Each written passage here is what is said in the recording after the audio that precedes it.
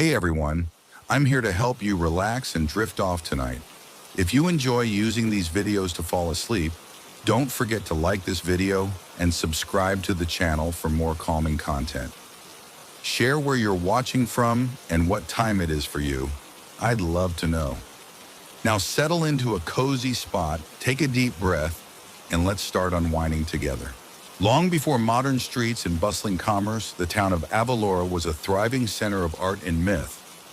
It was said that in ages past, a master sculptor by the name of Valerian, whose hands worked with divine inspiration, fashioned the wandering sentinel to commemorate a long-forgotten hero. According to ancestral lore, the hero had once saved the town from calamity, sacrificing his own happiness to secure a future for his people. In an act of devotion and grief, Valerian sculpted the statue as a perpetual reminder of that sacrifice, a monument that would forever stand as both guardian and mourner.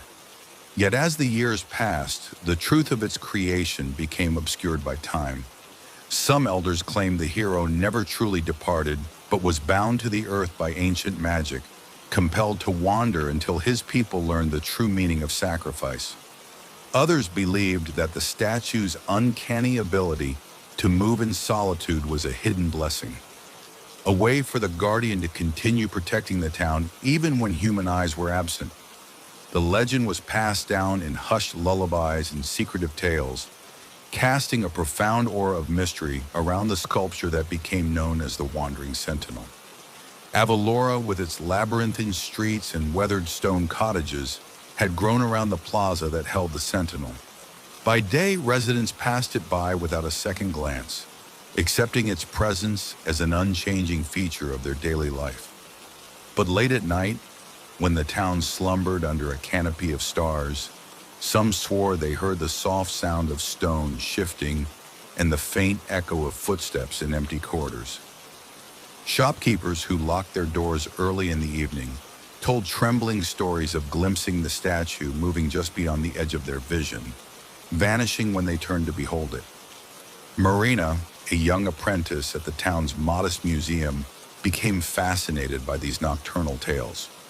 With wide, questioning eyes and an inquisitive mind, she began to compile accounts from the townsfolk.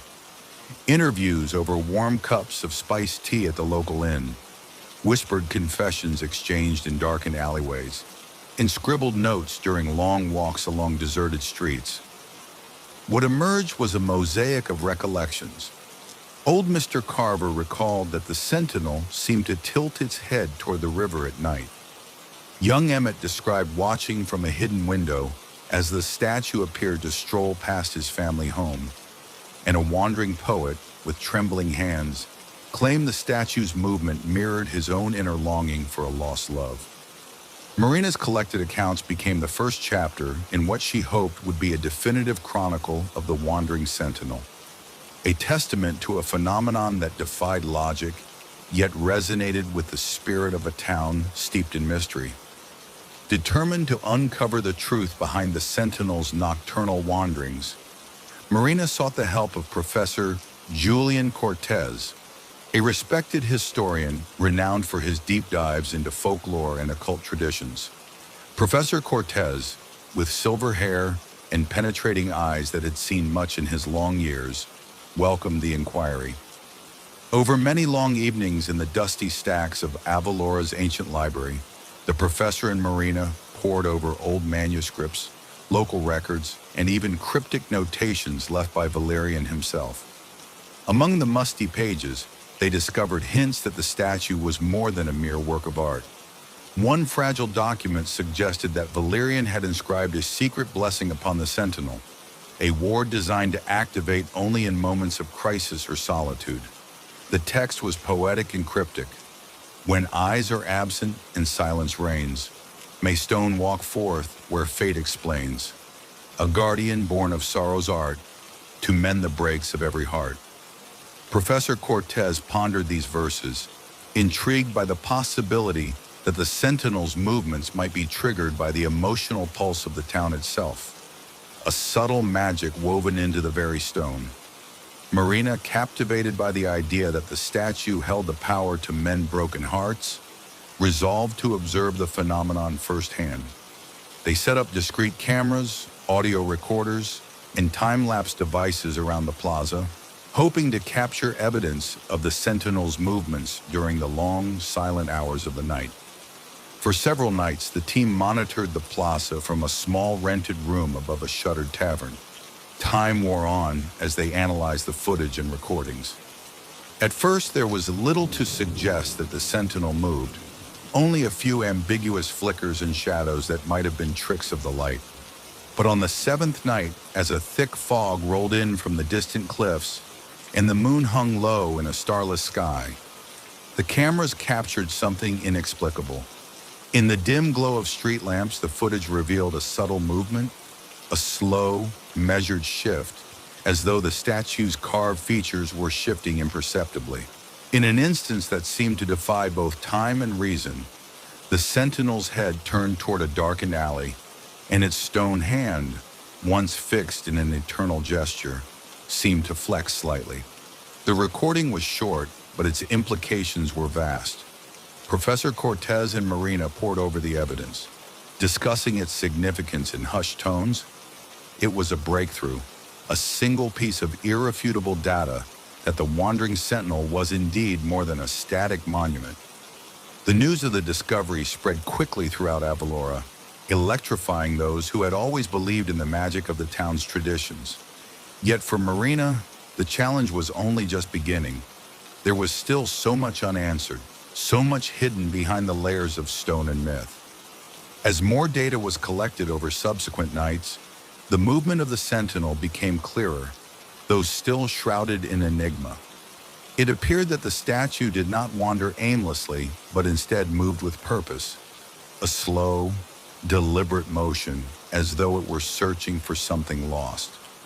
The cameras captured moments where the sentinel stopped at the edge of a nearby canal, its form reflected in the still water, only to vanish into the mist shortly after.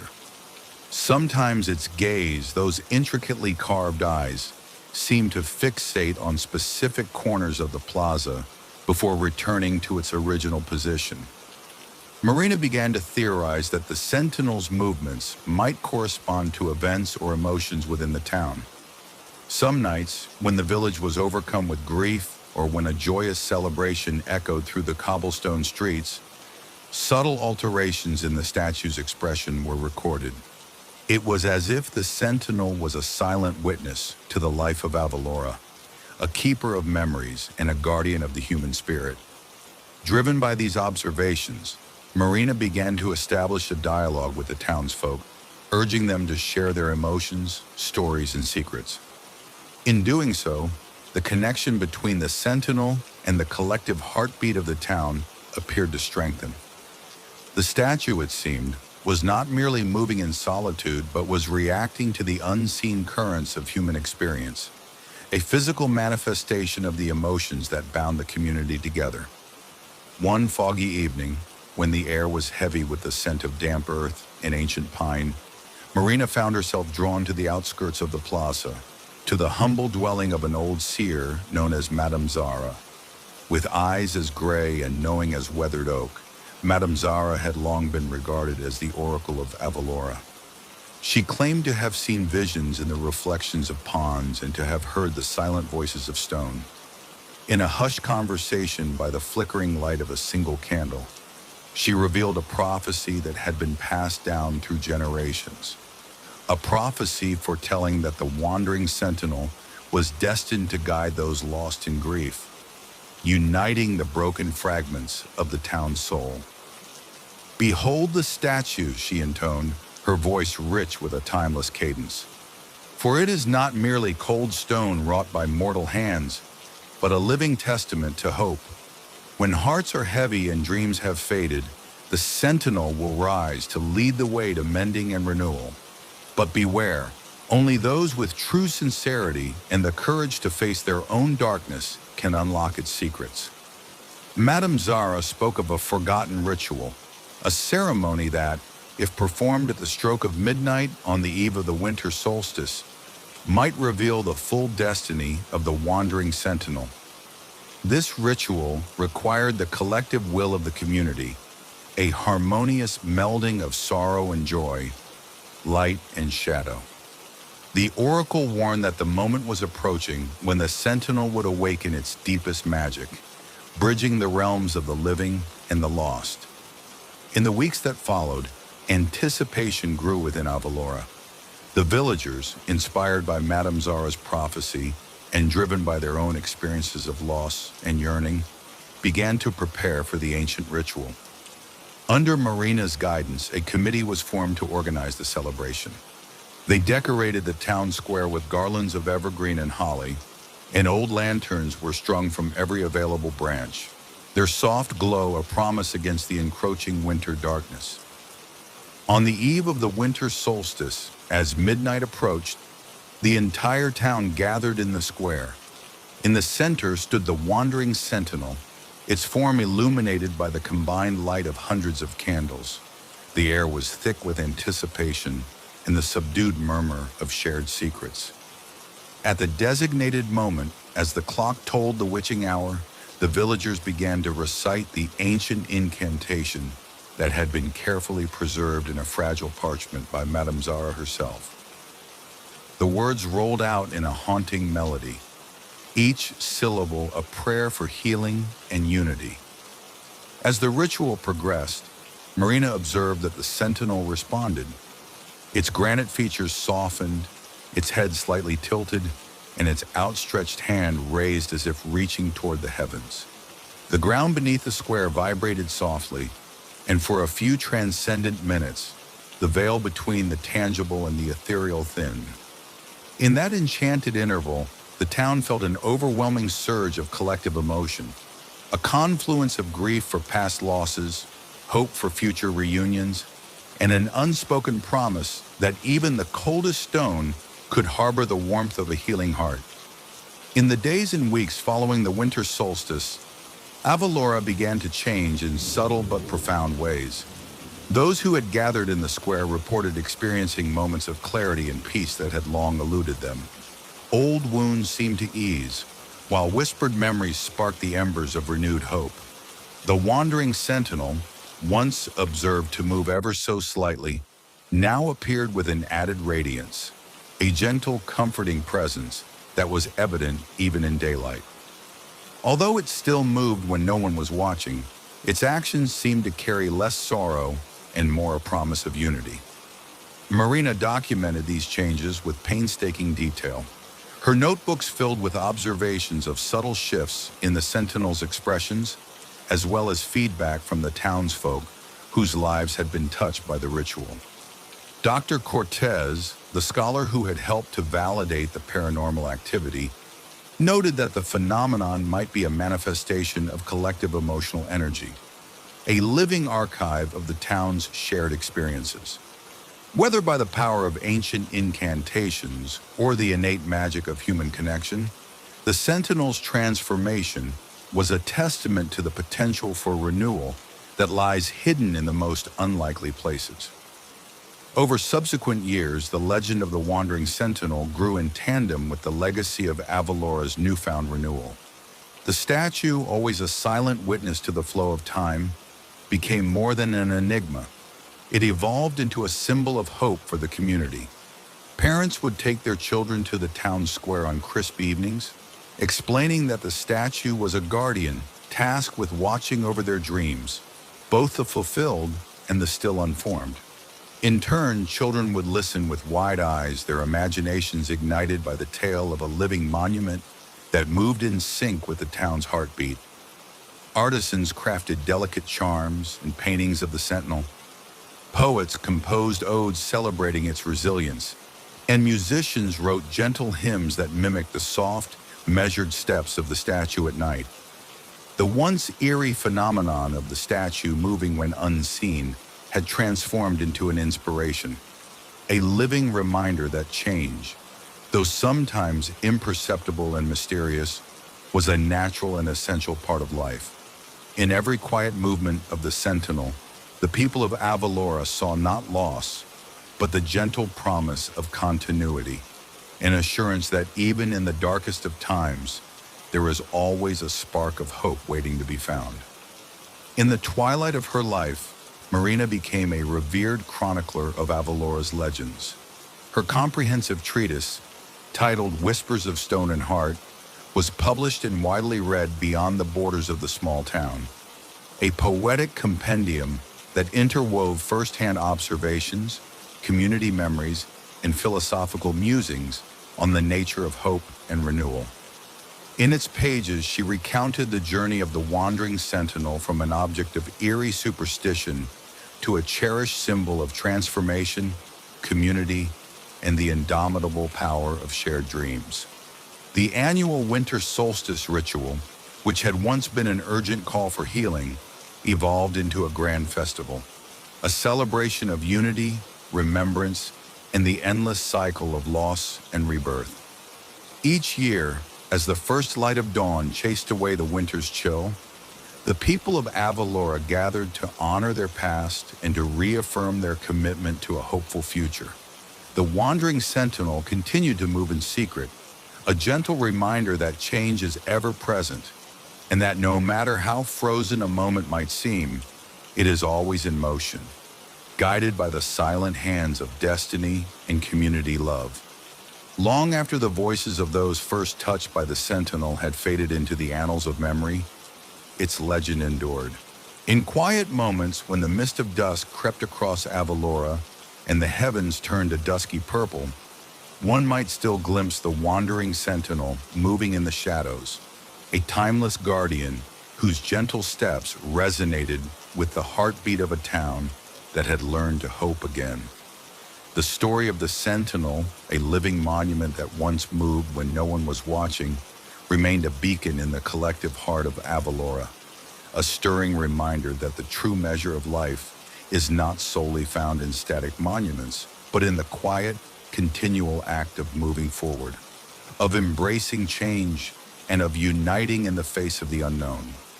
It is a legacy that teaches each new generation that even the most mysterious of phenomena can, over time, reveal a luminous truth, that in every twist of fate lies the promise of renewal, and that the whispers of the past can guide us toward a brighter, enduring tomorrow.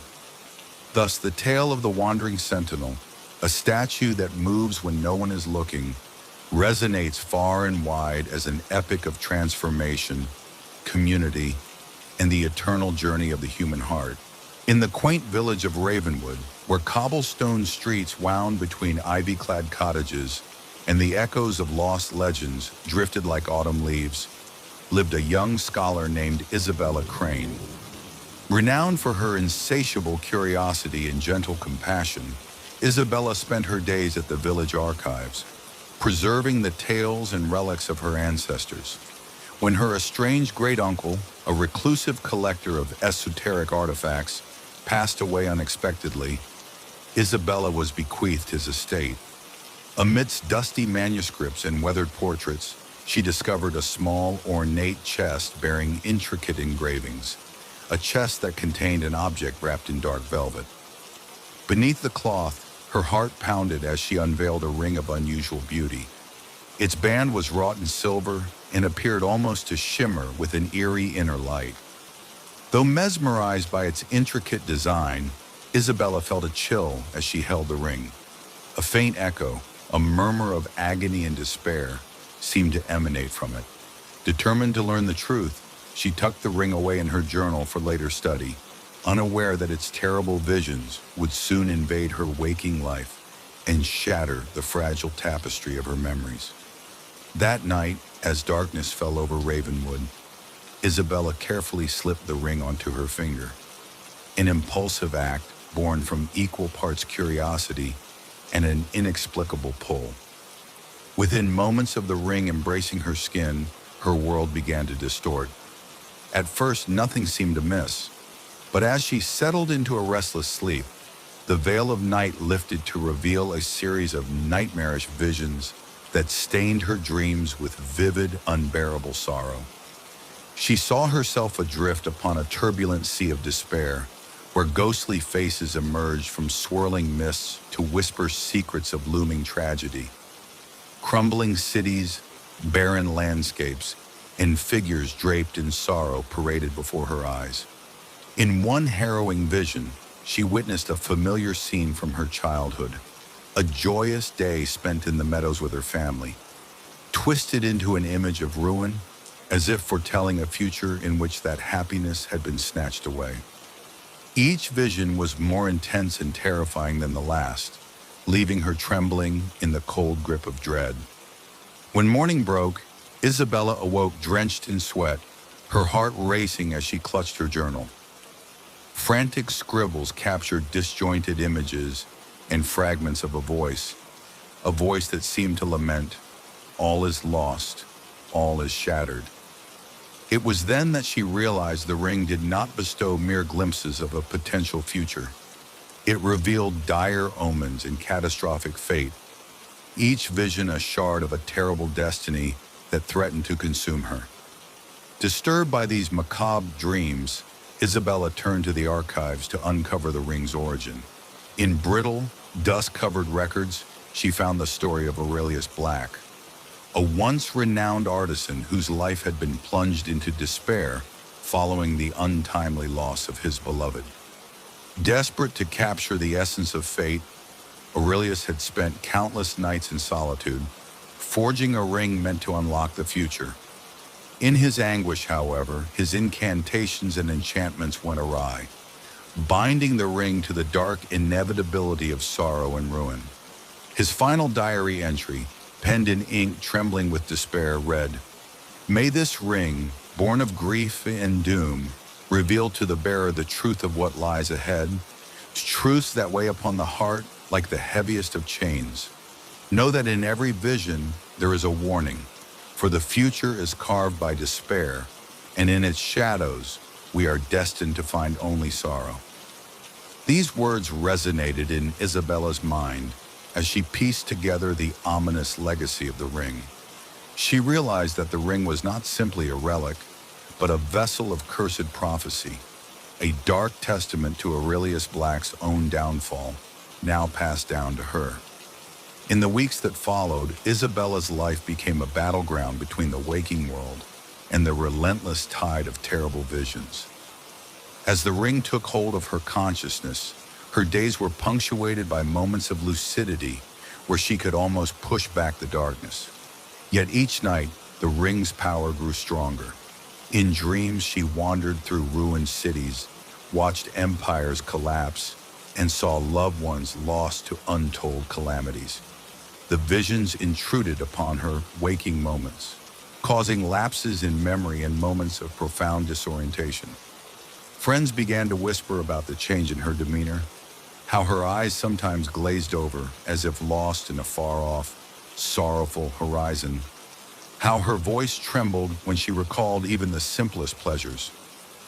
In her journal, the entries became desperate and increasingly fragmented. The once vibrant, curious Isabella was gradually being overtaken by the ring's relentless curse, a curse that threatened to erase her past piece by piece until only a hollow shell remained.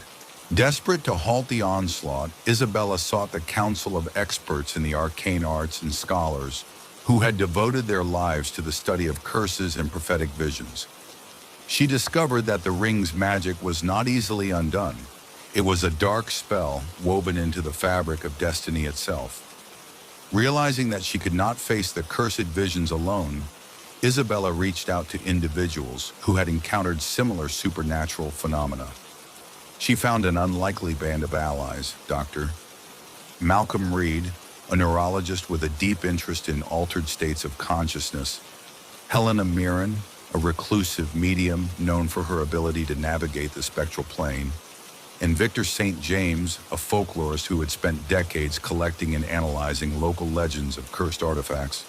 Together, they formed a small group dedicated to breaking the ring's sinister hold.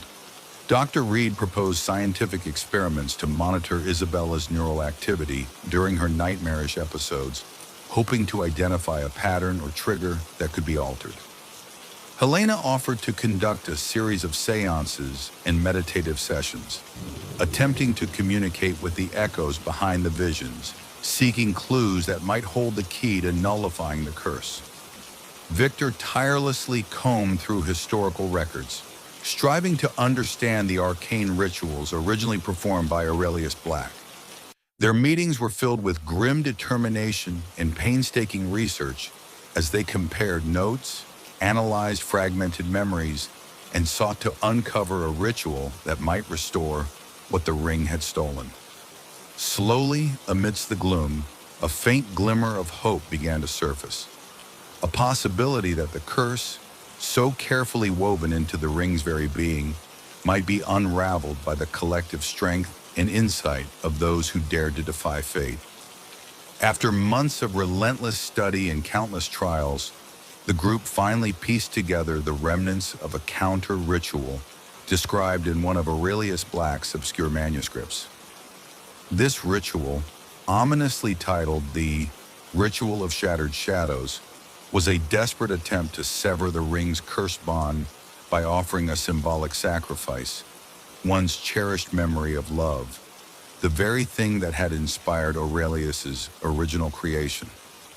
The ritual demanded utter vulnerability, the willing submission of a deeply held memory, thereby proving that even the most painful fragments of the past could be transformed into a beacon of hope for the future.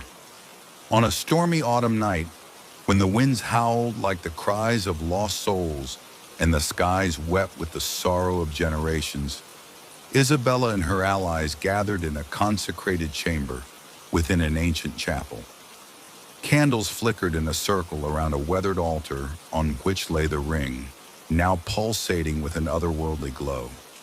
Dr. Reed's instruments, Helena's soft chants, and Victor's incantations mingled with the rhythmic pounding of rain against stained glass. With trembling resolve, Isabella stepped forward, clutching a locket that held the last remaining memory of her mother's warm embrace, a memory that had defined her childhood with love and security. With her heart pounding, she recited the sacred verses and placed the locket beside the ring.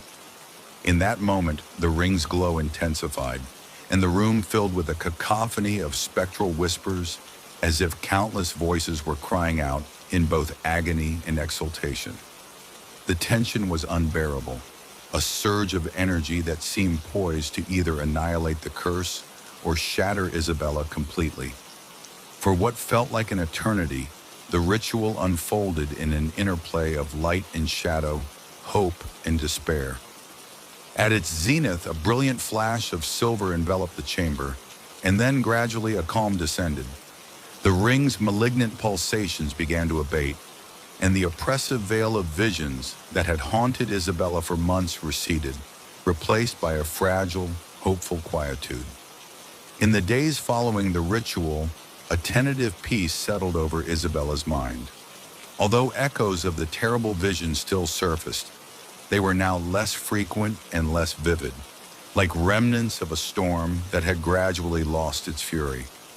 Her memory, too, began to stitch itself back together, though not without gaps and bruises that served as silent testaments to the ordeal she had endured.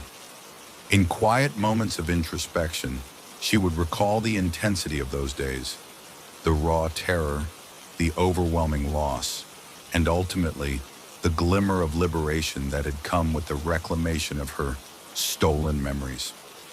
Her allies, too, found that their lives had been indelibly changed by the experience. Dr. Reed published several papers on the neural phenomena associated with supernatural experiences, while Helena and Victor documented the arcane lore surrounding cursed artifacts, their work interwoven with personal testimonies of resilience and redemption. Their efforts formed a small but powerful body of knowledge, the legacy of a battle against an ancient curse that had nearly erased one soul's essence. Determined to ensure that the harrowing lesson of the cursed ring was not forgotten, Isabella began to share her story with others. At community gatherings, in hushed tones and careful gestures, she recounted the journey of confronting the ring's terrible visions, the dark nights of despair, and the strength that had emerged in the healing light of shared memory. Her words, both tender and raw, resonated deeply with those who had lost pieces of themselves in the corridors of time. She published her experiences in a memoir titled Shattered Prophecies, a work that became a beacon for others grappling with loss, regret, and the overwhelming burden of memory.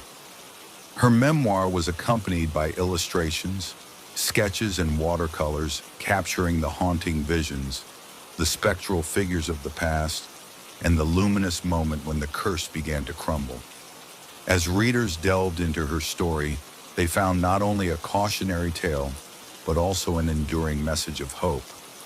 That even when our most cherished memories are threatened by darkness, the human spirit holds an immense capacity for renewal and transformation. In time, the village of Ravenwood began to transform as news of Isabella's journey spread.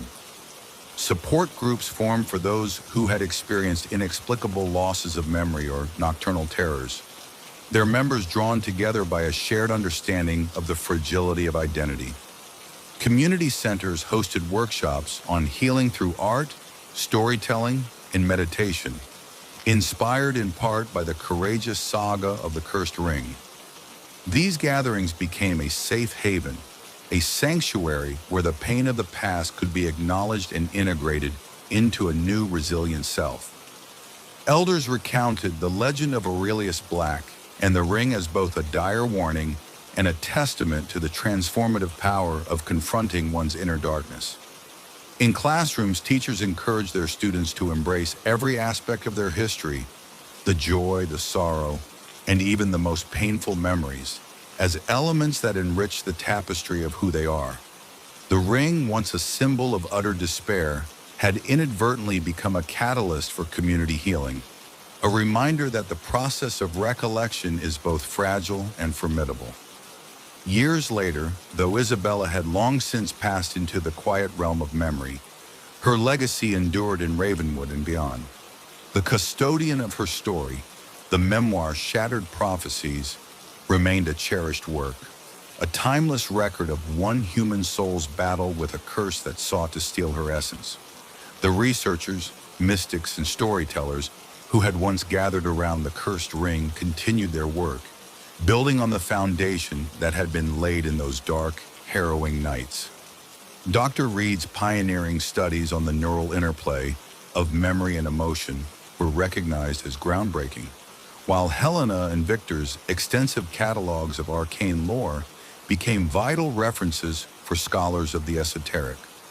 Most importantly, the collective healing that had emerged from the shared struggle ensured that the message was never lost, that our memories, however painful, are the building blocks of our identity, and that the light of hope shines brightest when it is forged in the crucible of despair. In the soft light of dawn, when the mist of night recedes and the world awakens to the promise of a new day, the tale of the ring of shattered prophecies endures. It is whispered in the quiet corners of libraries, recounted in fireside gatherings, and cherished as a testament to the resilience of the human spirit. The cursed ring, an artifact of terrible visions and sorrowful omens, taught all who encountered it that while darkness may descend upon the mind, the power to recover and rebuild lies within the heart.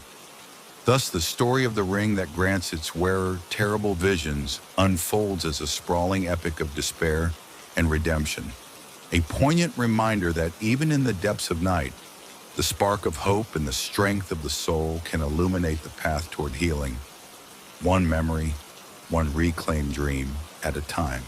Long ago, when the land was still young and the boundaries between the natural and the surreal were but a gossamer thread apart, settlers seeking refuge from a world of disillusionment founded the village of Somnia.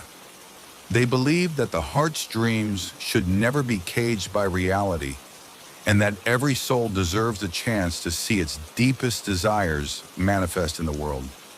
Over time, as the village grew into a bustling town, the peculiar magic that had been invoked during its founding took root.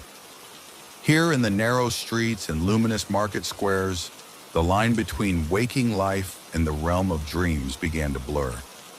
The founders built homes with open courtyards and soaring archways designed to invite not only the bright light of the day, but also the mysterious glimmers of the fantastical.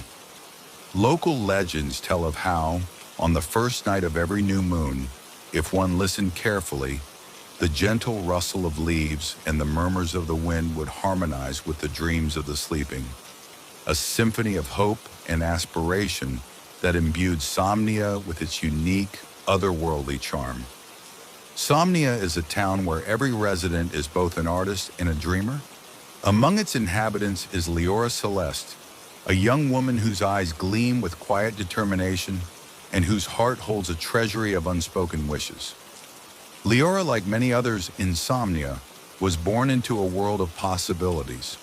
As a child, she would wander the sunlit meadows, imagining that the clouds were canvases upon which her wildest dreams were painted.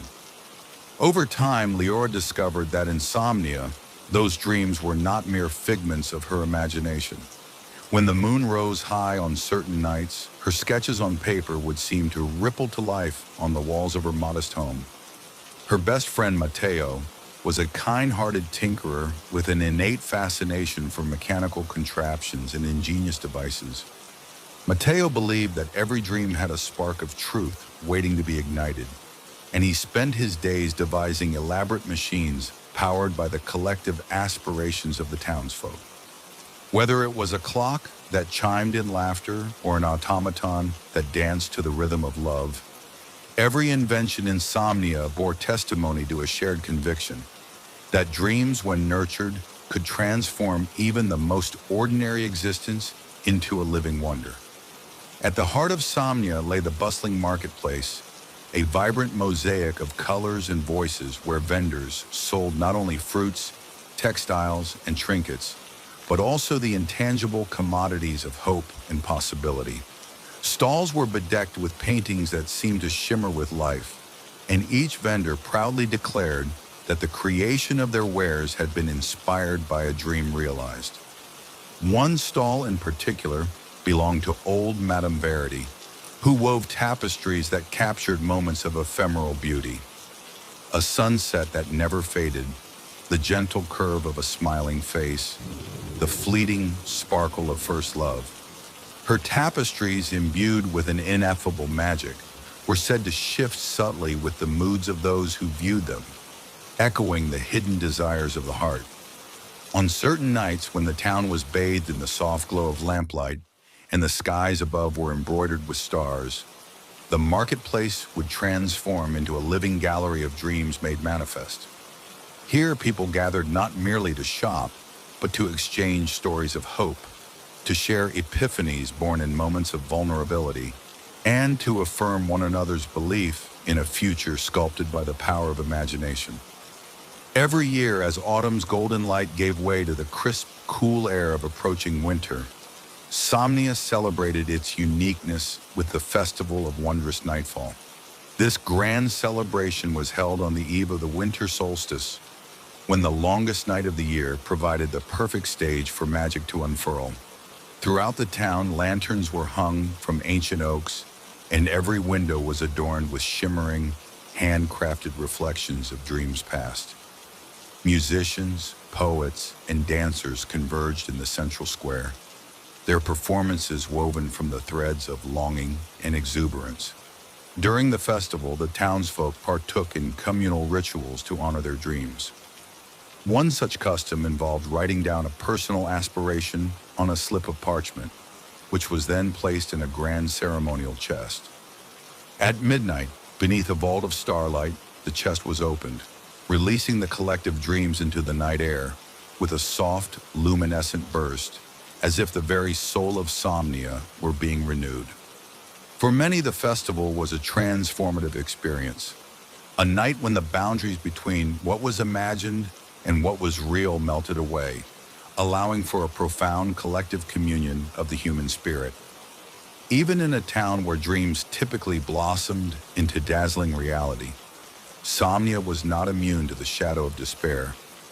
It was during one fateful season, when a deep melancholy had befallen a close-knit family, that a once beautiful dream began to twist into something darker.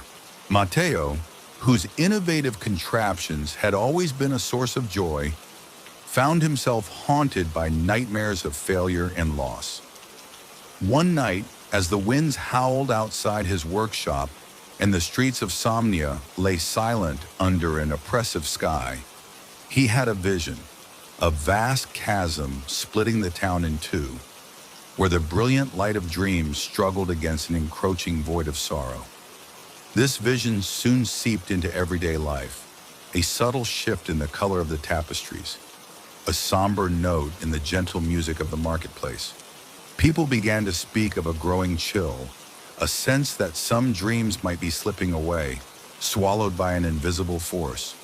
Leora, deeply attuned to the emotional pulse of the town, felt a profound disturbance. Confronted with the possibility that even the most hopeful dreams could wither if not nurtured, she resolved to rally the community to confront this darkness before it engulfed Somnia entirely.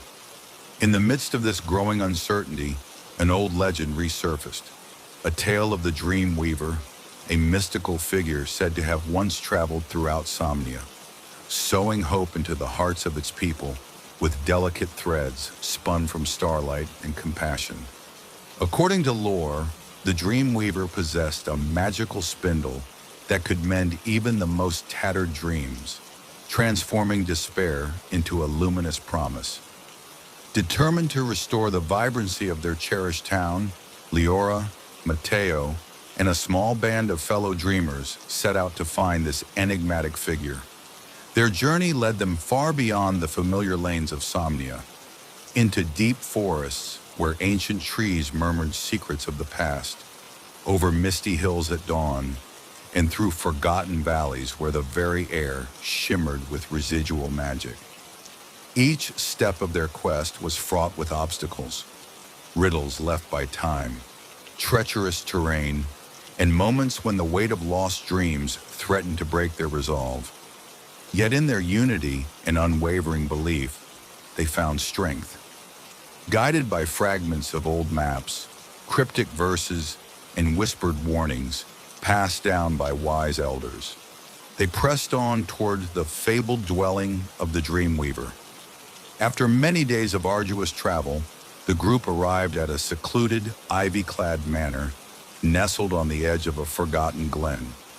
It was said that this was the residence of the Dreamweaver, a place where light and shadow wove together in delicate balance, where every room held echoes of hopes renewed.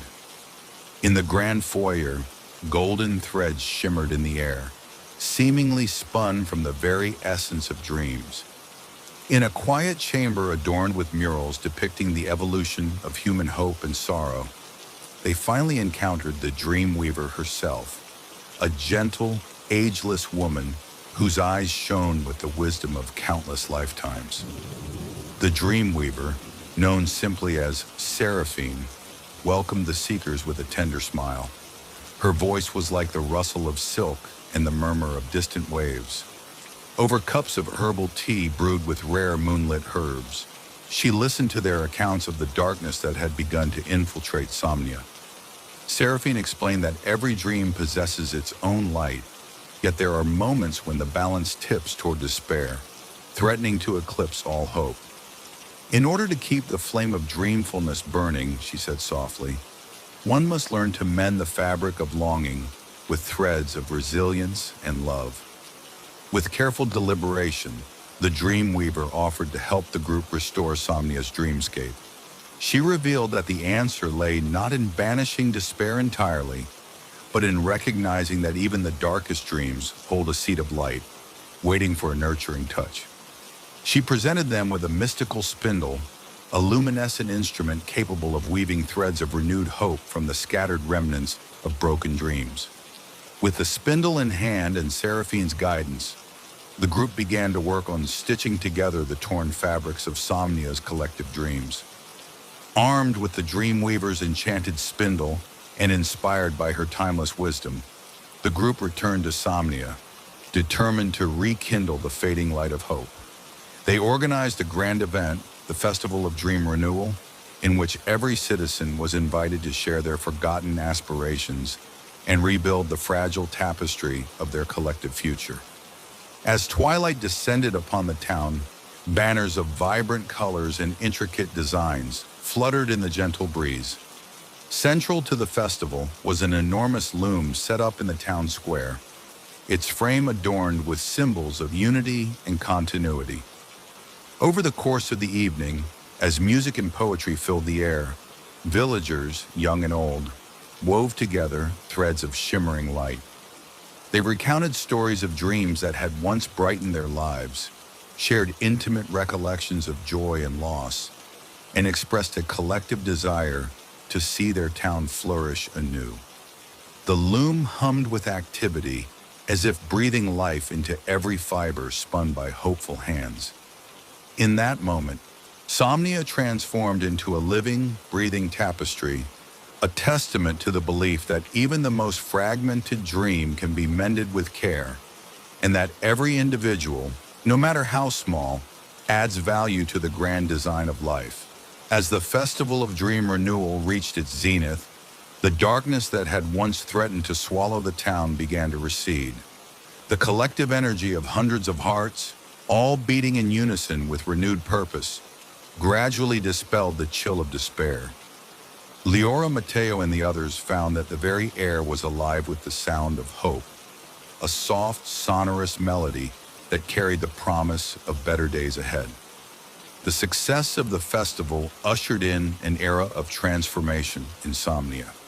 The town, once defined by the fleeting nature of dreams, now thrived on a culture of creativity, resilience, and shared aspiration. Public spaces blossomed with murals that celebrated both the ephemeral beauty of dreams and the eternal strength of human hope. Markets offered handcrafted trinkets imbued with the symbolism of rebirth, and local theaters presented plays that reimagined the perennial struggle between light and shadow in the language of art. Elena, a spirited storyteller whose tales had long captivated the townspeople, began to record the renewed legends of Somnia.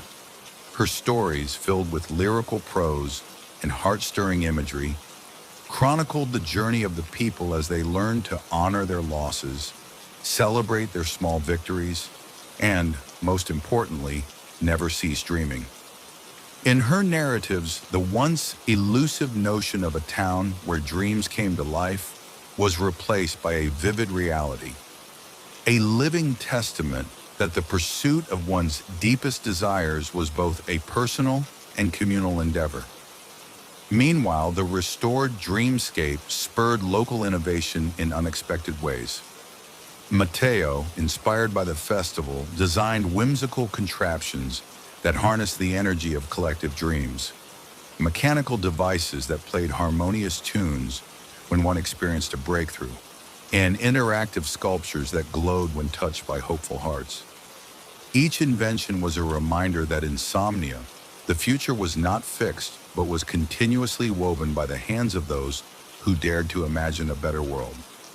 Now, decades after the transformative Festival of Dream Renewal, Somnia had evolved into a haven where dreams were not only cherished, but actively cultivated. The town had become a living monument to the beauty and impermanence of dreams, a place where every sunrise brought with it the promise of new beginnings, and every sunset carried the memory of dreams fulfilled and those yet to be born. In quiet, reflective moments, residents would gather at the central plaza, where a magnificent sculpture, crafted from intertwined metal and glass, symbolizing the melding of past aspirations and future hopes, stood as a testament to the town's journey. Here, beneath the soft glow of lamplight and the gentle murmur of lingering dreams, elders recounted the tale of how Somnia learned to live where dreams came to life. They spoke of the struggles and triumphs, the challenges of holding on to hope amidst the inevitable march of time, and the profound realization that it is the journey, the continuous act of dreaming, that defines existence. As the town celebrated its legacy through art, literature, and community rituals, the original founding spirit of Somnia endured in every shared story and every creative spark. The people of Somnia understood that dreams might be transient, but their power to inspire, heal, and transform was eternal. Long after the first whispers of change had blossomed into a full chorus of hope, Somnia continued to shine as a beacon of light in a sometimes dim and weary world. Visitors from distant lands now traveled to this mystical town to witness firsthand the miracle of dreams taking physical form, a testament to the belief that within every heart lies the capacity for renewal and wonder. In every vibrant street and every quiet corner of Somnia, the essence of dreams was palpable, a soft glow in the eyes of its people, a gentle smile that spoke of undiscovered possibilities, and a communal embrace of life's fragile, fleeting moments. For as long as there are hearts that dare to dream, the spirit of Somnia will endure, forever a living celebration of the unending journey of hope.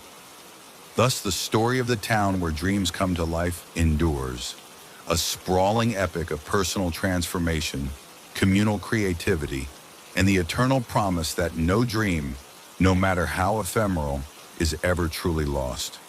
In the golden light of each new day, Somnia stands as a testament to the beauty of aspiration, a reminder that every hope nurtured is a promise of tomorrow waiting to be fulfilled. In the earliest days of the land, long before the rise of the modern villages, the field was believed to be a sacred meeting place between the mortal realm and the spirit world. According to ancient lore passed down through oral tradition, it was once the battleground where ancient tribes gathered to celebrate the cycles of life and death. They believed that as day surrendered to night, the veil between worlds thinned, allowing the voices of ancestors and those who had not yet been born to speak through the rustling grasses. Over centuries, as neighboring settlements rose and fell, the field remained a constant, a quiet, living repository of the land's history. Weathered stone markers, half swallowed by the overgrowth, hinted at ceremonies that celebrated both victory and sorrow. Rituals were performed at dusk, where elders would recite long-forgotten chants, urging the whispers of the past to rise into the present. Even as time blurred the boundaries of myth and memory, the field maintained its reputation as a mystical locale, a place where the ordinary and the supernatural merged in the gentle hum of the wind. In the nearby hamlet of Greenthorn, where cobblestone streets wound between ivy-draped cottages and the local tavern buzzed with life during the long, languid days of summer, lived a young girl named Aurora Reed. Aurora had always been drawn to the countryside's mysteries, spending her afternoons wandering through the meadows and listening to the wind play among the ancient trees. One fateful evening, as the sun began its slow descent behind the hills, Aurora ventured out to the fabled field on the outskirts of Greenthorn. It was then, as the crimson hues of sunset melted into soft lavender, that she first heard the whispers. At first, they were no louder than the distant murmur of a brook. But as the light dimmed and shadows lengthened, the murmurs deepened into a plaintive chorus. Standing amid swaying grasses that glimmered with dew, Aurora felt the uncanny sensation that the field was speaking directly to her. Each soft syllable carrying fragments of stories and secrets from distant eras. Startled yet transfixed, she pressed her ear to the earth, listening intently to the voices that grew steadily louder with the encroaching night. The experience filled her with a mixture of wonder and trepidation, and that night she scribbled frantically in her worn leather notebook, determined to capture the elusive language of the whispers.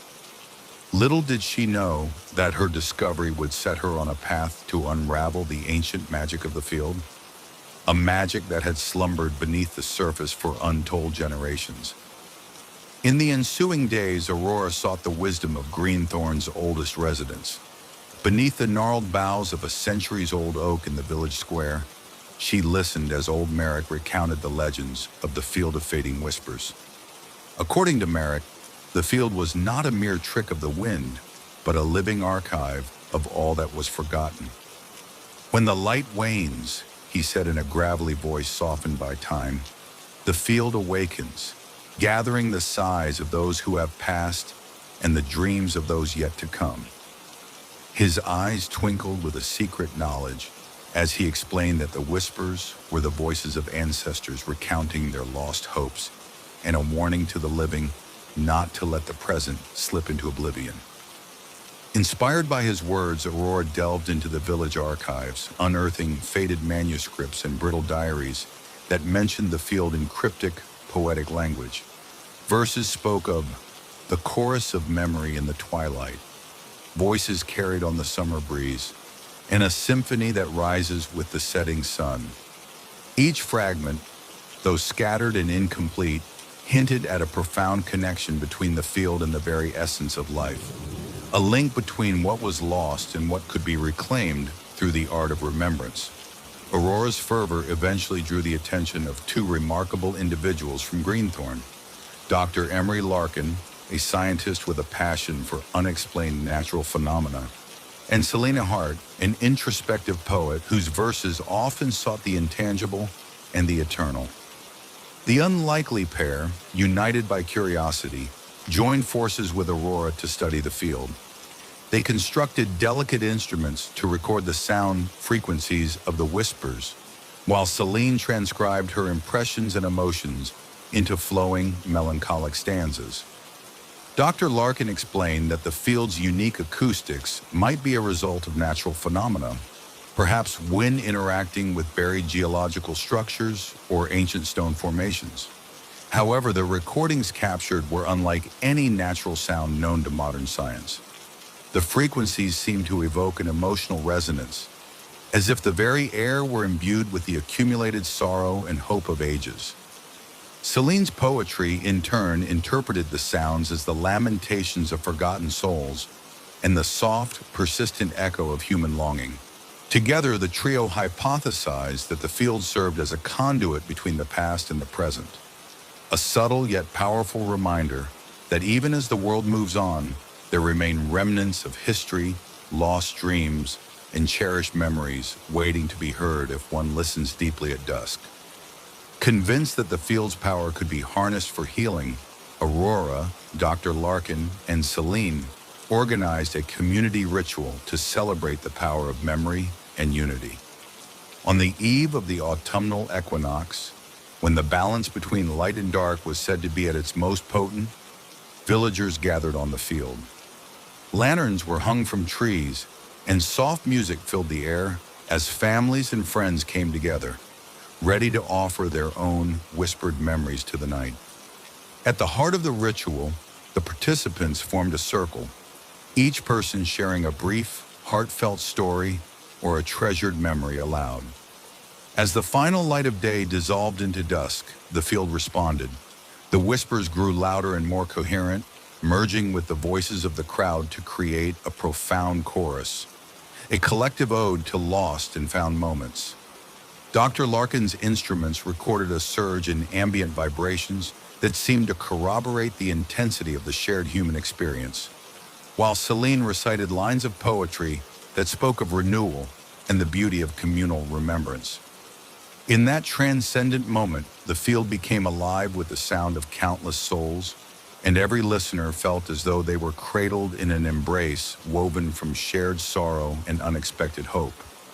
The ritual, a sacred act of letting go and honoring the past, confirmed that the whispers were more than an eerie phenomenon. They were a call to live fully, to remember, and to carry forward the legacy of what had been. Over the following months, the phenomenon of the Field of Fading Whispers continued to captivate the minds of Greenthorn's residents and visitors alike. Some nights the whispers were a soft murmur, barely perceptible, while on others they surged into a powerful symphony that filled the entire valley. Researchers from distant universities came to study the enigmatic field, armed with sophisticated audio devices and sensitive thermal cameras. Yet none could fully explain the spectral quality of the voices.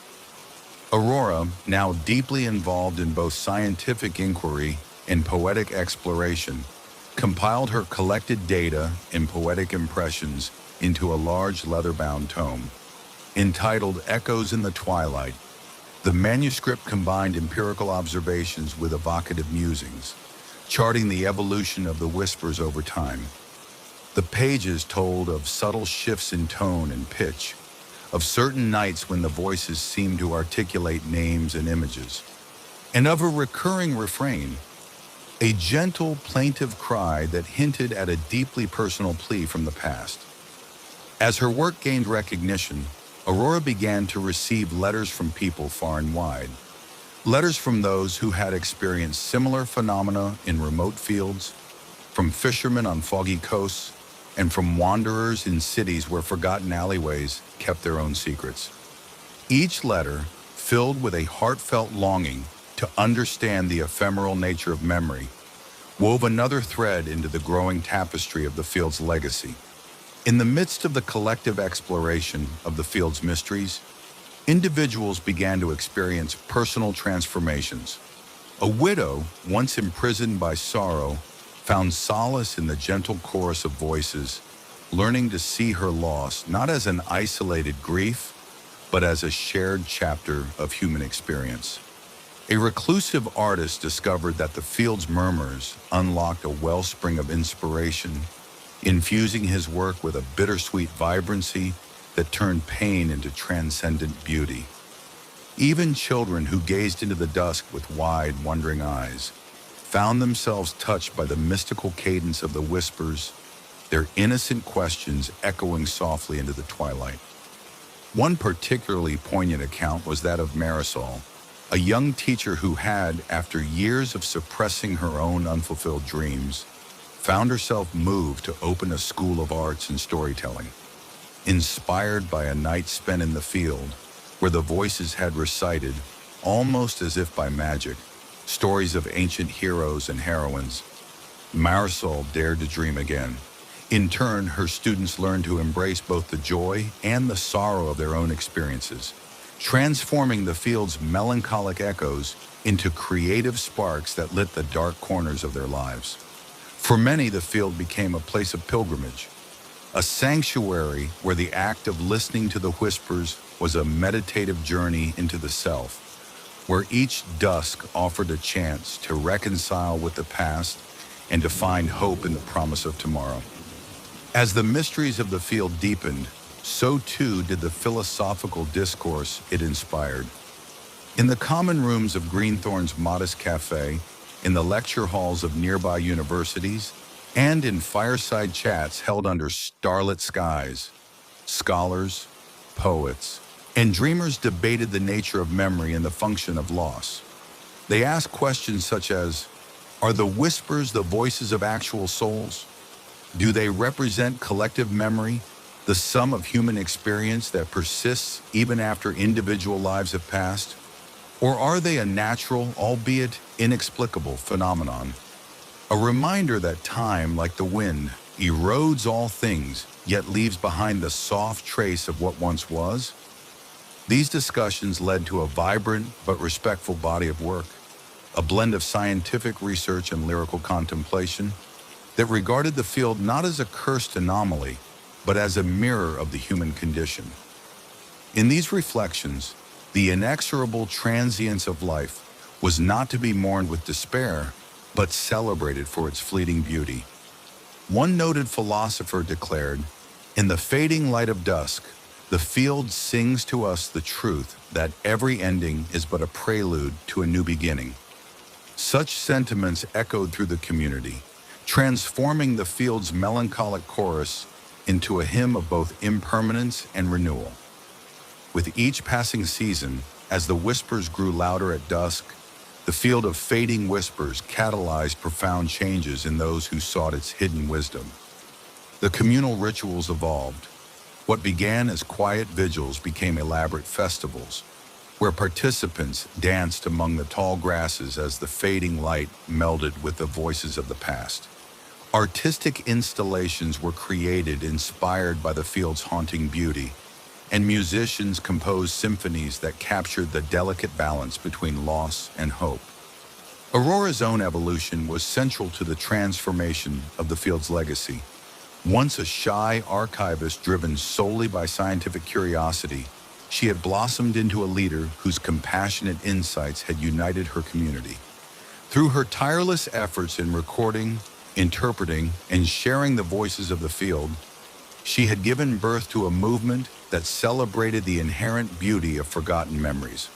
Her tome, Echoes in the Twilight, became required reading for those embarking on the journey of self-discovery, serving as both a guide and a testament to the resilience of the human spirit. The field, in its endless cycle of dusk and dawn, came to be seen as an eternal classroom. It taught that the act of listening, of opening one's heart to the whispered echoes of the past, is a sacred ritual, one that reveals both the fragility and the enduring strength of memory. In its softly resonating chorus, the field promised that no dream or love ever truly fades. They are simply transformed into new forms, waiting to be rediscovered with the gentle light of each coming dusk. In the twilight of her life, Aurora stood on a small hill overlooking the field, now a venerable symbol of hope and transformation in Greenthorn. The fading light of dusk bathed the landscape in hues of gold and auburn as the whispers rose in a gentle crescendo, echoing the voices of generations. Surrounded by friends, students, and grateful souls whose lives had been touched by her work, she spoke of the field's eternal promise. Every dusk, she said in a soft, resonant tone, is a reminder that nothing is truly lost. The memories of our joys and sorrows live on in the wind, calling to us from the field of our own making. We must listen, and in listening, we reclaim our forgotten dreams. Her words were met with quiet applause and tearful smiles, for they echoed the understanding that life, in all its ephemeral beauty, is an unending journey of discovery and renewal. The field continued to thrive as a pilgrimage site, a sanctuary where every evening the whispers grew louder, inviting new generations to step into the twilight and listen to the legacy of all that has been and all that is yet to come. Long after the passing of those who first set foot in the field of fading whispers, its legend lived on in the hearts of the people of Greenthorn and beyond. In every gentle rustle of twilight, in every soft murmur of the evening breeze, one can still hear the voices of forgotten dreams and cherished memories. The field, a timeless witness to the ephemeral nature of life, remains a sacred reminder that even as the world marches forward, the echoes of our past, our hopes, our losses, our unfulfilled aspirations, continue to sing, growing louder at dusk and promising that the journey of remembrance is eternal. Thus, the story of the field where whispers grow louder at dusk endures, a sprawling epic of longing, healing, and the unyielding power of memory. It is an invitation to all who hear its melancholic song to embrace the beauty of impermanence, to cherish every whispered secret, and to recognize that every dusk carries within it the luminous possibility of a new dawn. Evelyn Sterling, a young archivist with a keen eye for forgotten treasures, first encountered the peculiar window during a summer renovation of her ancestral home, a creaking manor on the outskirts of Veridell. While exploring the dusty corners of the attic beneath layers of old portraits and brittle letters, Evelyn discovered a heavy carved oak frame set incongruously in a wall of a sealed chamber. Unlike the other worn windows of the manor that offered views of overgrown gardens or dilapidated courtyards, this one seemed to possess a clarity that defied its age. The glass, smooth and unblemished as if newly made, sparkled with an inner light. Intrigued and cautious, Evelyn lifted a corner of the tattered drapery and peered through. In the faint glow of twilight, rather than the expected view of the decaying estate, she witnessed a breathtaking panorama, a sprawling metropolis of silver spires and verdant towers, shimmering beneath a sky of vibrant hues. The scene was utterly alien to her, a glimpse into a future not her own, a window into another world. Though puzzled and somewhat unnerved, Evelyn felt an inexplicable pull. The discovery set her on a path to explore the origins of this extraordinary artifact and the future it revealed. Haunted by the vision of that otherworldly metropolis, Evelyn began to document her experiences meticulously. Night after night, in the quiet hours before dawn, she would return to the secret chamber to gaze through the enchanted window. Sometimes the scene shifted imperceptibly, a new building emerging where none had existed before, or soft rays of a radiant sun illuminating unfamiliar vistas. On one particular night, as a gentle rain pattered against the manor's old stone walls, the window's glass transformed again. This time, Evelyn saw a world in motion. Bustling streets with people of diverse cultures interacting with advanced yet elegant technologies. Parks and gardens alive with bioluminescent flora, and a sky painted in hues that seemed impossible for this earth. The visions were vivid and pulsed with energy, as if the window were a living connection to a destiny still unfolding. In her journal, Evelyn recorded every detail, every glimmer of architecture, every ripple in the future's air. Though excitement mingled with trepidation, she became determined to understand the true nature of the window and whether the future it revealed was a fixed fate or a possibility that could be altered by the choices made in her own time. Evelyn's investigation soon led her to the manor's long-forgotten archives, where dusty scrolls and leather-bound diaries hinted at a mysterious past. Among the brittle pages of an 18th century ledger, she found a single entry penned in elegant script. "Behold the portalis speculum, a portal for the wanderer of dreams, that which shows the future of a realm yet born, to be glimpsed only by those who seek truth beyond the horizon." Further entries detailed the journey of an enigmatic traveler, known only as Lucian Ambrose, who had arrived in Veridel under similar mysterious circumstances. According to local lore, Lucian had constructed a wondrous window in a secluded chapel, and before his untimely disappearance, he left cryptic notes suggesting that the portal could be used to witness the unfolding of alternative futures. Intrigued by this historical enigma, Evelyn resolved to trace Lucian's footsteps. She scoured the local libraries, interviewed the oldest residents, and even delved into regional folklore. The more she learned, the more she sensed that the window was more than an artifact of whimsy. It was a deliberate convergence of magic and human aspiration, a conduit to a possible tomorrow steeped in hope, progress, and the inevitable complexities of change. As word of Evelyn's discovery began to spread in discreet circles of scholars and mystics, a small circle of fellow seekers emerged. Among them was Dr.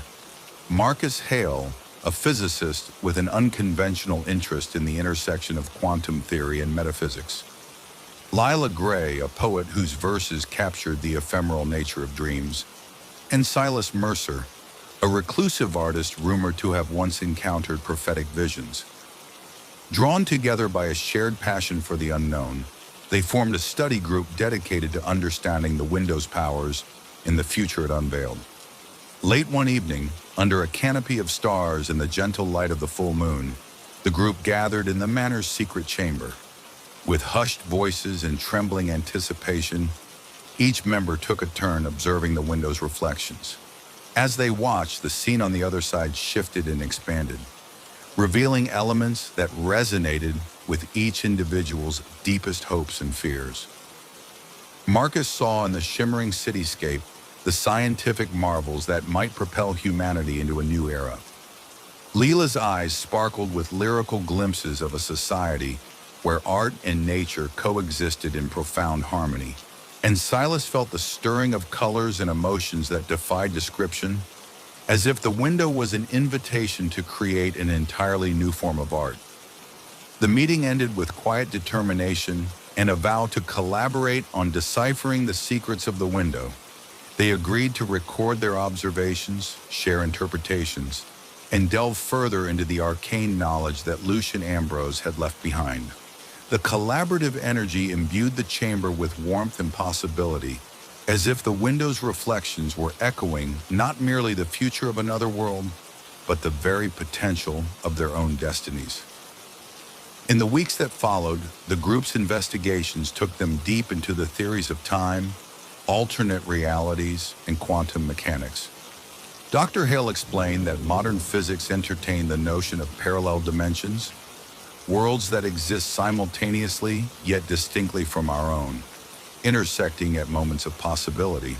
He proposed that the window might be tapping into one such alternate timeline, a future that was not fixed but could be influenced by the actions of those who witnessed it. Together, the group experimented with subtle changes in the environment around the window. They observed that the reflections sometimes altered based on their collective mood. At times, when the room was filled with hope and luminous creativity, the future seen on the glass shimmered with vibrant colors and gentle innovation. On other occasions, when the air grew thick with melancholy or uncertainty, the vision appeared darker, more dystopian.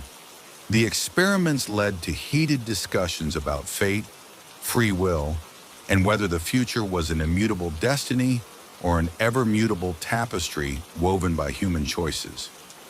Each discovery deepened the mystery, entwining science and mysticism, logic and emotion, until the window emerged not only as an interface to another world, but as a mirror reflecting the latent power hidden within every dreamer's heart. For Evelyn, the window began to function as a mirror to her own soul. As she observed the future of another world, she saw reflections of her long-held aspirations and unspoken regrets.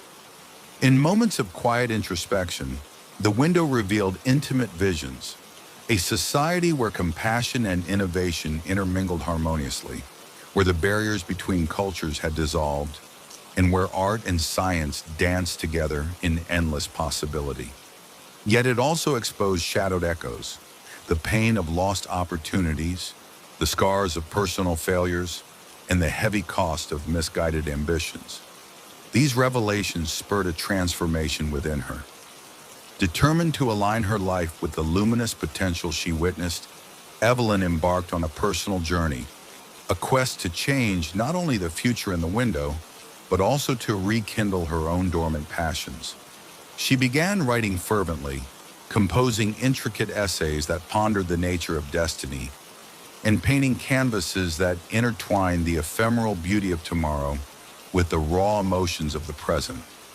With every brushstroke and every heartfelt word, she felt a part of her spirit uplifted, as if the window's vision was gradually merging with her own future. Simultaneously, the group organized a series of community workshops in Veradell, inviting villagers and curious visitors to explore their own dreams and confront the barriers that held them back. They called these events Reflections of Tomorrow, a time for collective healing, creative expression, and the gentle reimagining of life's possibilities. In each session, the enigmatic window served as a focal point, a reminder that the future, in all its complexity, was ripe for transformation if only the heart dared to dream. As the group's work deepened, the boundaries between the reflected world and their own began to seem less rigid. Unexplained coincidences arose. An invention they had discussed in one meeting appeared in the window's futuristic panorama. A poem recited by Lila seemed to echo in the whispers of the city's neon-lit streets. The scholars started to wonder whether the window could serve as a bridge, a two-way portal that might one day allow communication between worlds. Late one evening, when the moon was high and the chamber bathed in silvery light, Silas, the reclusive artist, claimed to see a figure moving within the reflected vision, a ghostly silhouette that was not part of the cityscape. Intrigued and deeply unsettled, the group watched as the figure drew closer to a vast, luminous plaza that pulsed with the rhythm of an unknown metropolis. At that moment, the reflection pulsed once, as if in acknowledgement, and then the figure vanished, leaving behind a faint, resonating chord that lingered in the silence. Many wondered if this was a signal from that other world, a beckoning invitation or a silent plea for help. The possibility that the window might one day facilitate a dialogue between their world and the future realm transformed the research from one of passive observation into a quest for connection, one in which the line between destiny and choice became increasingly blurred. Inspired by the mounting evidence that the window was more than a passive portal, the group and the community of Veridel organized an annual festival celebrating the convergence of past, present, and future. The Festival of Future Reflections was set to occur on the eve of the summer solstice, a night revered for its mystical energies and the promise of new beginnings. On this night, the town became awash in a myriad of reflective surfaces, mirrors, water installations, and artful sculptures, each arranged around the enigmatic chamber that housed the window. Members of the community, from school children to elders, participated in performances of music, dance, and theater that celebrated human aspiration in the eternal interplay of light and shadow. The window, positioned at the center of the festival, revealed an especially vibrant vision, a future world blossoming with innovation, unity, and transcendent beauty. As people gathered around it, there was a collective moment of wonder. For a brief time, reality seemed to merge with the vision, and all present felt that they were part of an unfolding legacy that extended far beyond their own lives. The Festival of Future Reflections became an annual ritual of hope, a celebration of the idea that while the future is never set in stone, it is a canvas on which every heart may paint its brightest dreams. Over the course of many years, the window's influence transcended scientific curiosity and ventured into the realm of deep philosophical inquiry. Debates and symposiums were held in the cultural center of Veridel, where scholars explored the ethical and existential questions raised by the portal to another world. Could glimpsing the future alter the course of one's destiny? Did the window reveal a predetermined fate, or did it serve as an open invitation to shape what was yet to come? In these gatherings, ideas flowed freely. Some argued that the window was a manifestation of the collective unconscious, a tool through which humanity's deepest desires and fears projected themselves into a visible form. Others maintained that the window was a remnant of an advanced civilization from another dimension, a fragment of technology or magic left behind for those who were ready to awaken their inner potential. Amid the heated debates and shared revelations, a unifying insight emerged: that the future, as seen through the window, was not a rigid inevitability, but a vibrant tapestry, continuously woven by the choices and dreams of every soul. Evelyn and her colleagues, having spent years observing and experiencing the window's visions, began to see that its true gift was its ability to ignite the imagination. It encouraged people to reflect on their lives, to reassess their visions of tomorrow, and to embrace a philosophy of possibility, even in the face of uncertainty. As the years turned into decades, the window that showed the future of another world remained a cherished emblem of Veridel's identity. Its reflections, ever-shifting and full of mystery, continued to inspire artists, scientists, and dreamers from near and far.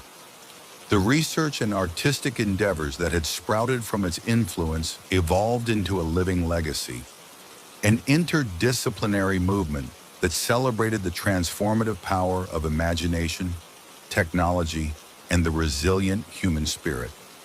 Evelyn, now in the autumn of her life, became a revered mentor whose lectures and writings on the nature of time and possibility were widely celebrated. Her seminal work, Reflections of Tomorrow, The Window's Gift, was published and became a guiding text for those who sought to navigate the uncertain terrains of the future. Through her efforts and the collective energy of Veridel's community, the window was no longer seen as a mere curiosity, but as a symbol of endless renewal, a beacon that urged each person to look beyond the confines of the present and dream boldly of what could be. In quiet moments when the night was still and the world held its breath, one might stroll down to the old chamber where the window resided. There, in the silvery glow of the moon, the reflection of a vibrant future would shimmer, a reminder that every tomorrow begins in the quiet depths of possibility. Long after the founders of this movement had passed into legend, the window continued to whisper its promises to each new generation. Its future viewing pane remained a portal to dreams not yet realized, a living metaphor for the idea that the future is a canvas upon which every person may paint the story of their life. In the bustling streets of Varadel, in the quiet solitude of reflective pools in the countryside, and in the hearts of those who dare to imagine better tomorrows, the window's legacy endures. Thus, the story of the window that shows the future of another world lives on as a sprawling epic of wonder and possibility, a testament that while the future may be shrouded in mystery, it is also open to interpretation, destined to be reshaped by the courage and creativity of every dreamer who gazes into its glass and dares to believe. In every ray of light that touches the window, in every whisper of possibility carried on the breeze, there lies an enduring invitation to look beyond the veil of the present, to embrace a future interlaced with hope, and to understand that the power to shape tomorrow lies within each and every heart.